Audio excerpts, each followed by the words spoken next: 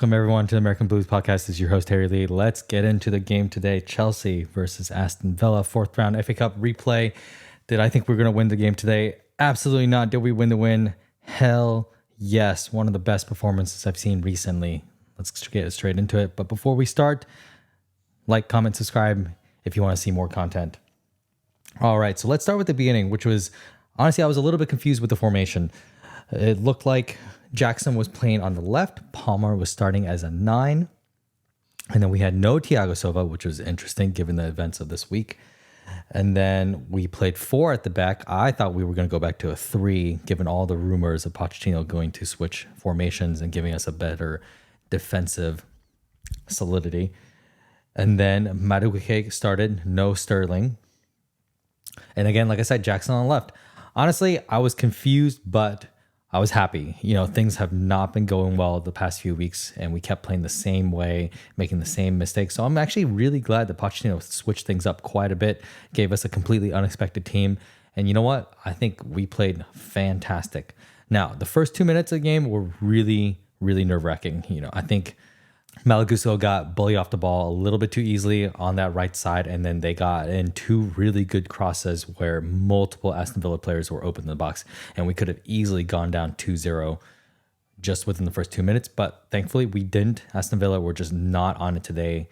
I'm not exactly sure what happened. They're usually extremely good, especially at home, but it seemed like they just didn't really want to press Caicedo or anybody in our midfield, which is our big weakness. And they couldn't really finish the chances they got, except for one at the very end, which honestly didn't really matter. So after the first 2 minutes, I thought we were fantastic. We were actually making good passes. People were trying, they were all sprinting. Our defense was on point. I was really nervous watching Badiashile and Disasi together, especially given how lazy and slow Badiashile has looked recently. But, credit to them. They were really, really good. And same with Malagusto and Ben Chilwell. Both of them covered the ground. They went up. They helped in the attack. They helped in the build-up. And they came back and tracked back when they needed to. So that's honestly all you can expect from these players is to, number 1, play like they mean it. Number 2, give everything. And then number 3, have some form of pattern playing, which I was shocked that we actually had today. I thought someone else that was really good was Enzo Fernandez. I honestly thought this was one of his better games this season. I thought he was the absolute engine of the team today. He came backwards to get the ball. He linked up play. He was involved in the goals. Fantastic play to him. All right, so first goal, let's get into it. It was a Jackson run down the left. He crossed it into Madueke, who passed it into Gallagher, who was just sitting in the center of the box. And Gallagher finally finished for the first time this season, and how nice was that to see. I love the celebration. I love that it was Gallagher that got the goal when he's gotten so much crap this season for, being all heart, all effort, but no end result. And he had the end result today. So it was a fantastic first goal to start. And then the second goal, again, Jackson, really great run, but it was Enzo that started it. He got the ball, made a great switch pass to the left side where Disasi was open, and the whole right side was open because of that quick switch. He shot the ball straight into Madueke, who made a good run, passed it to Malagusto, who then had the perfect cross to Jackson. Honestly, Jackson barely even had to move or jump. The ball hit him straight on the head, went straight into the corner. Fantastic, especially for Jackson. Good on him for scoring that goal, especially since last game I gave him so much crap for missing a header from 4 yards out. This was a harder chance, faster hit ball, but again, perfect cross from Malagusto. And great goal. And honestly, that's exactly what we missed from our right back. That's what we used to see from Reece James all the time. And I can't really praise Malagusto enough. I think he's been the absolute perfect replacement for James. And he came cheap. He was another young player where we didn't know much about him, but man, has he stepped up this season. So fair play to him. Fantastic. And then the third goal, Enzo gets fouled. I have been seeing Enzo time and time again this season try to curl that ball into the top corner.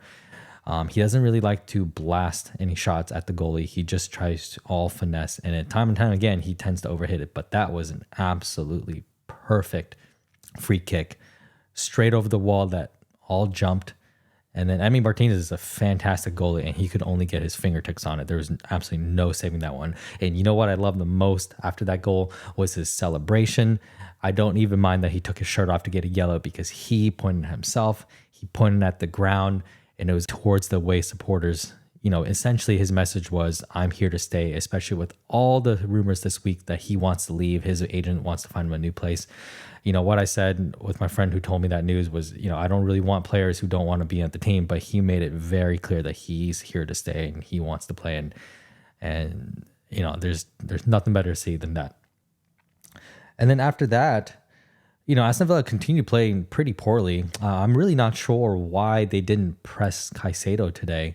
That's been the biggest weakness of our team, is that Caicedo is so far removed from anyone else in the midfield that he can only do so much. And it's really easy to double or even triple team him sometimes, and he'll lose the ball and give away a really easy goal opportunity. Again, there were points in the game today where Caicedo, Enzo, and Gallagher, they were in a vertical line spread out across the midfield, kind of an insane formation to take because there's just no way they're going to find each other. But again, Aston Villa did really capitalize on that, and fantastic. Great. I'm not sure what Unai Emery was thinking. He's usually a very well-prepared manager, but clearly they just weren't really on their game today. I'm not really complaining all that much. And then the second half, I would say that we did trail off a little bit, especially after 70 minutes or so, once the substitutions were made, once it became a lot more defensive. Eventually we went into a 5 at the back, then a 4 across midfield in a straight line, and then just Nkuku up front on his own or Jackson up front on his own. And, I get it. We're up 3-0. We needed to just close up shop. So that's an interesting formation to take. Although when we sat back, we kind of lost a lot of the energy that we had in the first half, and we invited more and more pressure from Aston Villa. So they obviously started getting way more chances in the box. But another good thing today is that people started to track back. People were watching runs, especially our midfield. And that was essentially going on all game. And it just, it's a little unfortunate at the end of the game, 90 minutes, that we gave away that stupid goal. But it was a great shot, hit the bar. There was absolutely nothing Petrovic could have done about that.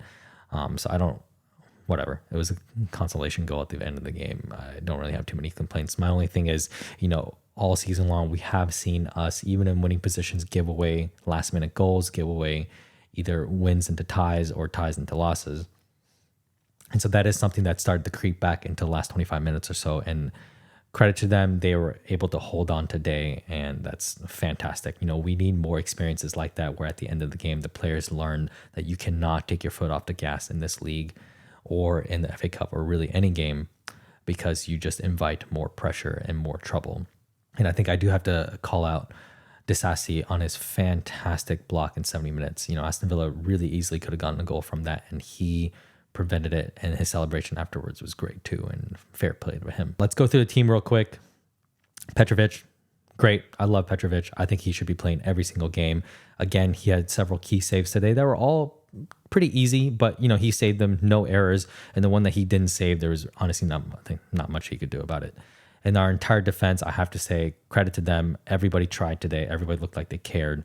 And that's all you want from your defense. I think Disasi has been getting better and better the last few games. And I gave him a lot of crap earlier in the season for bad passing, being slow. But, at least he plays with heart. And honestly, even his passing has gotten better the last few games. So I don't really have any complaints. Badiashile, I was really worried today, especially with how lazy he's looked recently. But today, hey, he held his ground. Fantastic. He's always dominant in air, but he's going to be, he's honestly a tree in defense. So there's no reason he should be losing aerial duels. And then, like I said, Malagusto, Ben Chilwell, they were both really great. I thought it was really harsh, the amount of crap that people gave Ben Chilwell after the last few poor performances. He just came back from a really long-term injury. Ben Chilwell is absolute class, and he's absolutely right in what he said after the last game, is that, we didn't try hard enough, and we need captains like that to call out the rest of the team when we don't try. And then moving on to the midfield, I thought Caicedo was great today. He didn't lose the ball in dumb positions, even though he was isolated, and he took the ball, passed it on, which is exactly what he needs to do. And Enzo, like I said, I think was the man of the match. I think he was everywhere today. He contributed to multiple build-up counterattacks, and of course, his goal contribution was just magic. I thought Gallagher is always Gallagher. He's going to do what he does really well, which is run around, He's just an absolute engine. He'll never lose energy. And the one thing that I wanted from him was better finishing this season, especially since at Crystal Palace, his finishing was incredible. And today you saw, when he's on point, he can score, and we need him to show that more, give us more goals, be in positions to score more often. And I think his game will just get better and better. And up front, I was very surprised to see Jackson out left and then Palmer in the middle, especially as whenever we played Palmer in a false nine, he's gotten his chances and he hasn't really taken them. But honestly, I think this makes sense. Jackson is not a striker. He doesn't have the mentality or the clinical finishing of a striker. And honestly, Palmer is a little bit more clinical, even if, when he's played as that false nine, he's missed plenty of chances. But I think it just provides more balance up front. And I think as much stick as Jackson has gotten this season for missing easy chances, I think you can see today how important he is to this team and build up. And that's something that Broya just could not do while he was here. Jackson will run back. He will get the ball, keep the ball, recycle it, and move on, or he'll at least allow some breathing space between the defense and moving the ball up where our midfielders can then play around him and he can progress the ball up. And we need that desperately from someone up front. And he's one of our only players that is actually able to run back, get the ball, turn, and make a progressive pass. It's honestly just him and Cole Palmer doing that. And when we have both of them on the field, then that is really good at pulling defenses apart. And you saw the importance of that today. And then Madueke, I thought the first half, he was fantastic. He is still raw, but he's got the pace. He can actually take people on. And again, he can actually be in the right position, which is what Mudryk consistently cannot do. So I think he did well. Although second half, I do agree with him coming off because he started to kind of revert back to some of his issues, which is being more predictable, constantly trying to cut in and running into dead ends. So if he could better balance his pace and speed and beating the man and understanding when he can cut in, when he should be out wide, I think that'll overall make his play much better. And, great on him. And he contributed to the first goal too. So fantastic. Substitutions. I don't really have much to say about the substitutions. I thought Sterling was just Sterling. He was okay. Didn't really impact the game all that much. And then I thought Thiago Silva coming on was a good sign. Like I said, I was surprised that he wasn't started, although I understand, his wife came out and essentially asked for Pochettino to be sacked. And Pochettino did say that he had a conversation with him in private. Whether that was a positive or negative conversation, obviously it led to him benching him. But he's also 39. Like realistically, he should not be playing every single game. And especially up against such a fast forward that Aston Villa have. I thought, honestly, it worked out for the best. And it was good that he came on. He still provided that defensive solidity that we needed, at the end of the game. So great. And then Nkunku, I don't think he contributed all that much, but it's just always good to see Nkunku. I think he just needs to be on the pitch more. He has shown to be a little bit of injury prone. So the more he can be on the field and just rack up consistent minutes, I don't really need him to score every game. I just need him to be on the pitch, be healthy, and to contribute to the team. Now, were there any negatives to the game? Of course, we're still a very young team. We're not perfect. Even in such a good performance, you could still see shades of our issues that have led to giving up games in the past. And again, sometimes that's defensively. We are still letting players just roam free, whether it's on set pieces or crosses.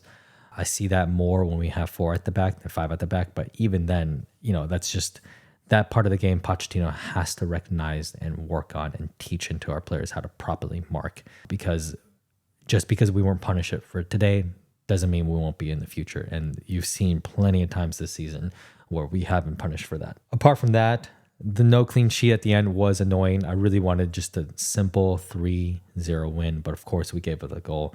It's going to happen. It didn't impact anything at the end, but just kind of a warning shot for the future where we cannot take our foot off the gas at the end of games. And we just need to keep pushing the full 90 minutes, and then slowly this team will start to get better. And then last thing, big negative. I'm not sure if this happened to anybody else, but the ESPN stream for me was absolutely horrendous. I would say every 10 seconds, the game would cut back to 3 seconds. So I was constantly seeing a build-up play, and then it would cut back to a previous play, and then it would jump back forward to where it was, but then it would jump back. So it was really hard to understand exactly what was happening during the game. There were multiple plays that I thought I was watching, but then it would cut back and jump back and forth where I just had no idea whatever happened to the build-up, including I missed the foul that led to Enzo taking the free kick. Just broadcast completely ignored it, completely disappeared. So, ESPN, please fix that for the future. I don't want to see that again. It's very difficult watching games when you have no idea how the plays even set up. But yeah, final thing is, I think everyone expected that Pochettino was on the chopping block, and I thought so too. But today was a huge message, not only from him, but to the team and the fans. There are players on this team who are playing for him. You can clearly see that the players still care about the team. They still care about each other. And Pochettino actually switched the team up enough where I think it really benefited us. And that's fantastic to see. He just needs to keep this consistent. We cannot keep seeing the same errors and build up again and again. I still have my reservations over seeing Enzo and Caicedo and Gallagher playing so far apart, because that's what leads to us losing games time and time again. And he's got to see that as a major flaw in the team. But, there's nothing more that I could hope for from this game other than seeing this type of win, seeing the team care, seeing everybody give 100% on the field. And as long as they keep doing that, I think we're going to be slowly creeping up the table, and hopefully we can start to progress in FA Cup, and maybe, just maybe, we'll stand a chance against Liverpool in the Carabao Cup final. So obviously I'll be here right after those matches too. So again, like, comment, subscribe if you want to see more content. See you next time. Peace.